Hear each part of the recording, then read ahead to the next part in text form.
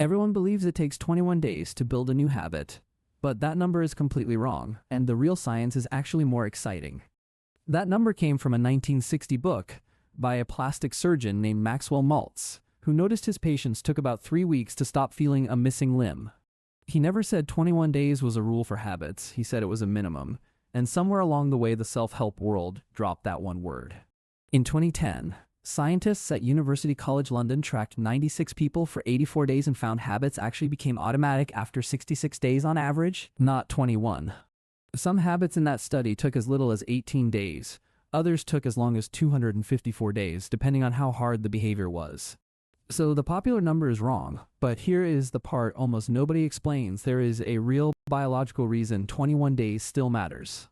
Your brain physically changes shape when you build a new habit, and today you are going to learn exactly how and how to speed it up.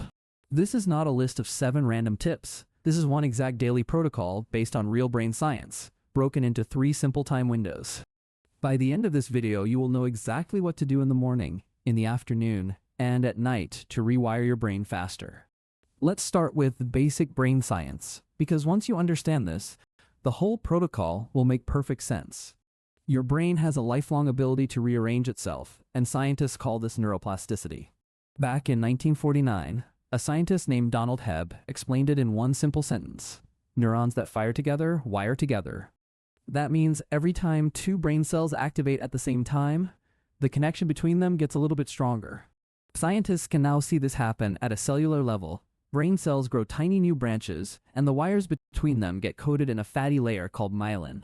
Myelin is important because it makes signals travel up to 100 times faster along that pathway, almost like upgrading a dirt road into a highway.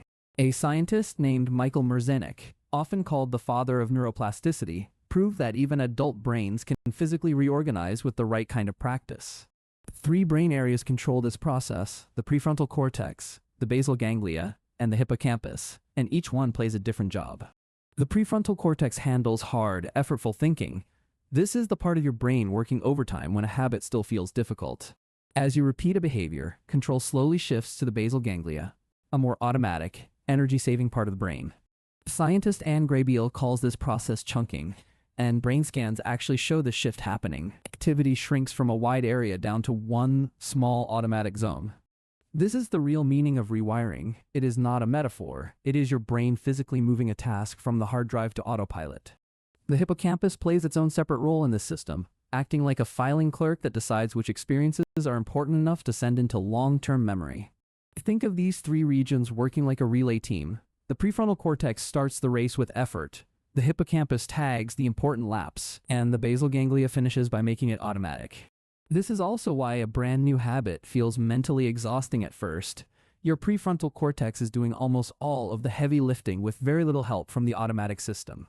Every single repetition shifts a small amount of that workload away from effortful thinking and into automatic processing, which is exactly why consistency matters more than intensity. Now, let's talk about the chemical that controls all of this, dopamine, because most people completely misunderstand what it actually does. Dopamine is not just a pleasure chemical, it is really a prediction and motivation signal, and this discovery won a Nobel Prize. Scientist Wolfram Schultz proved that dopamine does not fire at the reward itself, it fires at the cue that predicts the reward. When a habit is brand new, the reward feels surprising, so dopamine spikes high. But as the habit becomes routine, that spike moves earlier to the trigger itself. This is exactly why habits feel automatic. The cue alone creates a rush of motivation before you even consciously decide to act. Stanford scientist Andrew Huberman has shown you can boost this process yourself by adding meaning or self-talk like, "This is hard and I am doing it anyway." That kind of internal narrative actually raises dopamine during the habit itself, not just after you finish, which makes the whole loop stick faster. Researcher Tali Sharot has studied the same effort-based dopamine effect, showing that the story you tell yourself while doing hard work directly changes how much dopamine your brain releases in that moment. This matters because most people think motivation has to come before action, but this research shows the opposite. The right internal narrative during the action creates the motivation as you go. That is one small mental trick, but it directly plugs into the exact same reward circuit that scientist Wolfram Schultz mapped out in his Nobel-connected research. Now here is a step almost every habit guide completely skips: sleep, because this is when your brain actually saves the new wiring. Sleep scientist Matthew Walker calls sleep the brain's save button, and Harvard researcher Robert Stickold found something remarkable in his lab. One single night of sleep after learning something new improved performance the next day by 20 to 30%, with zero extra practice.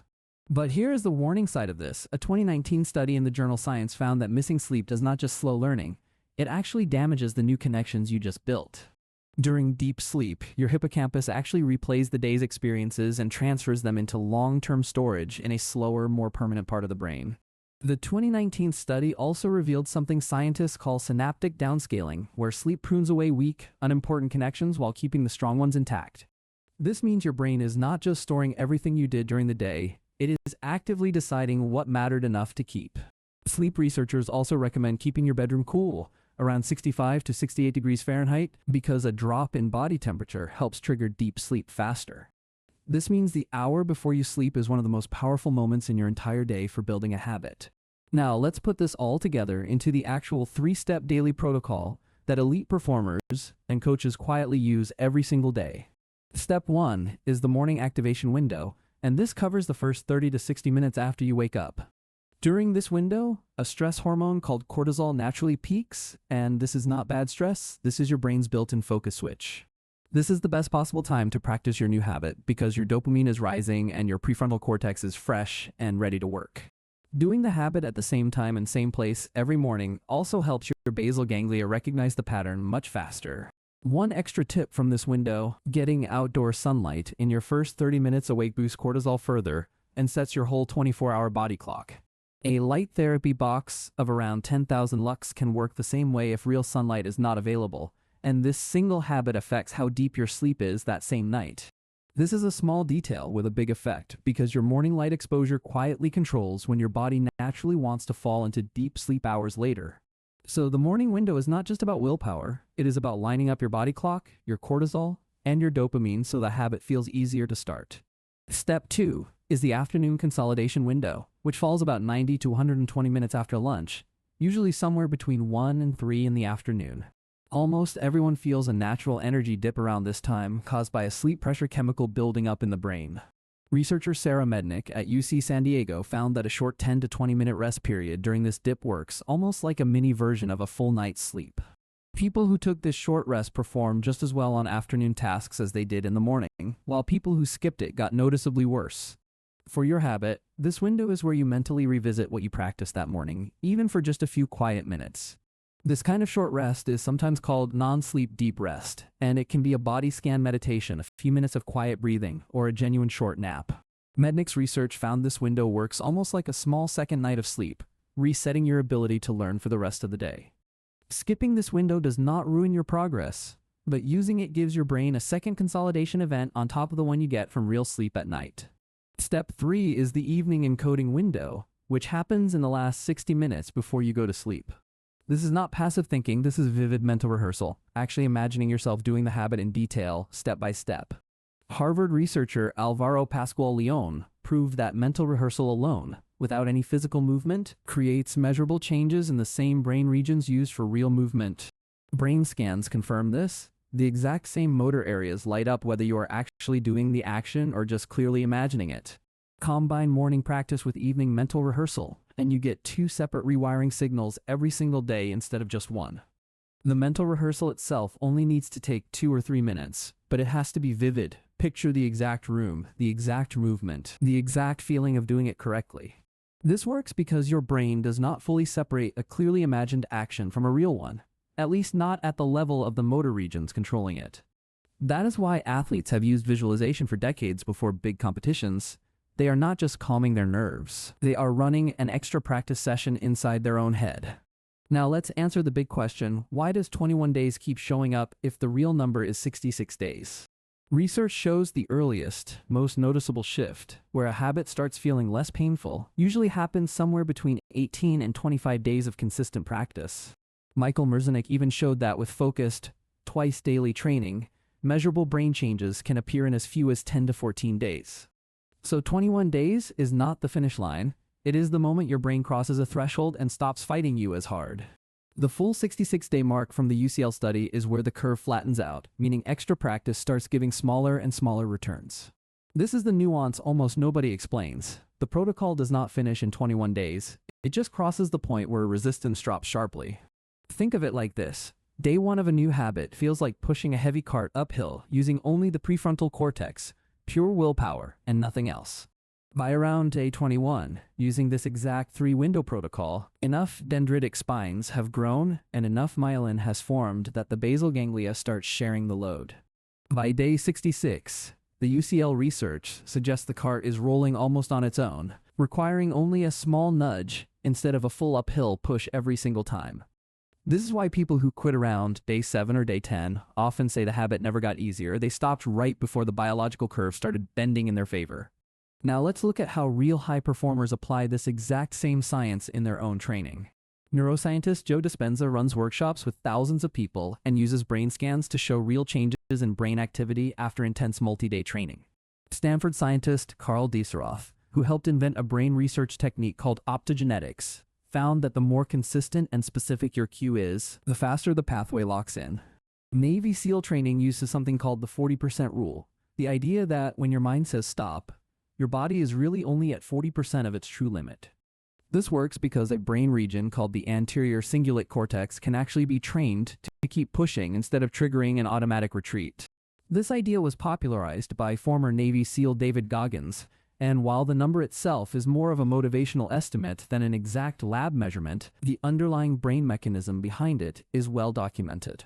Repeated exposure to controlled discomfort appears to retrain how that brain region filters pain and effort signals, which is really just another form of the same neuroplasticity we have been talking about this whole video. Researcher Anders Ericsson, famous for studying expert performance, found that focused, deliberate practice builds myelin around specific brain circuits, which is the real biological root of expertise. Journalist Daniel Coyle wrote about this exact idea in his book, The Talent Code, calling it deep practice, intense, focused repetition with constant feedback rather than mindless repeating. Author Matthew Seid made a similar case in his book, Bounce, arguing that elite athletes are built through thousands of hours of this specific kind of concentrated practice, not raw natural talent. Ericsson's original research suggested it takes roughly 10,000 of this deliberate practice to reach expert-level skill, but the key word is deliberate, not just years of casual repetition. The biological reason this works comes back to myelin again. Each focused repetition thickens the coating around that specific neural circuit, making the signal faster and the skill more automatic.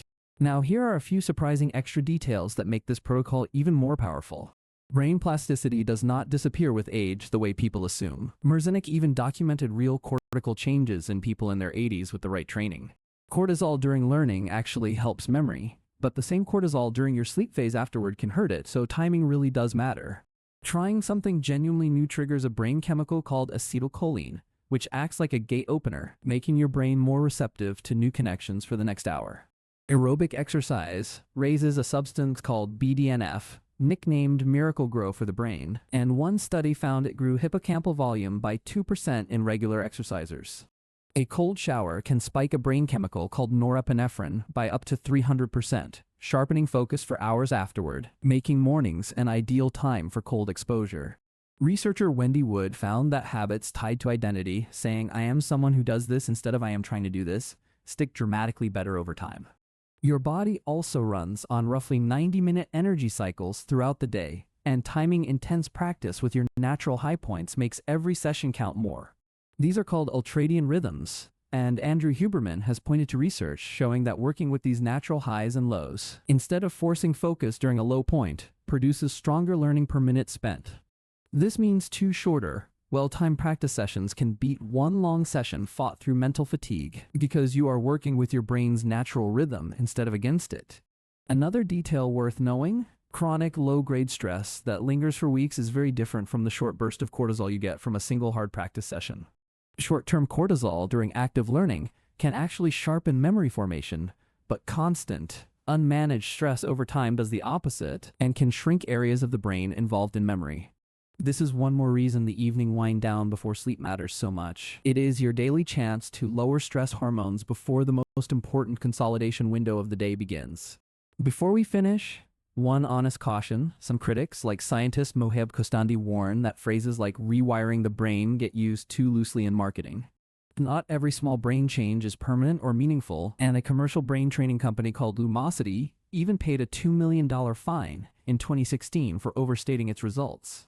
There is also a scientific debate about where this research actually comes from, because a lot of the deep cellular level plasticity studies were originally done in mice, not humans. Human brain scans have confirmed many of these same mechanisms since then, but some researchers still caution against turning every mouse study directly into a human self-improvement rule. The honest takeaway is that neuroplasticity is real and well proven, but the exact numbers and timelines should be treated as strong general patterns, not guaranteed promises for every single person. So use this protocol with respect for the real science behind it, not as a magic trick, but as a structured advantage your brain is built to respond to.